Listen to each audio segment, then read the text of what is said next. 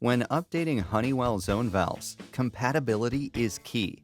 Older valve bodies and newer powerheads don't always speak the same language. Adapter plates make sure your new powerhead connects and performs exactly as intended. To figure out if you need an adapter plate, just pop the top off the valve. If your valve only has 2 screws, one at each end, you can skip the adapter. But if you see 4 bolts, one in each corner, you'll need an adapter plate. Installing the adapter plate is straightforward. First, remove the old power head and any existing gaskets or fittings. Position the new adapter plate onto the valve body, aligning it correctly with the existing bolt holes. Secure it firmly using the provided screws or bolts. Once the plate is secure, mount your new power head on top and fasten it in place. You can get Honeywell adapter plates with fast nationwide shipping from Supplyhouse.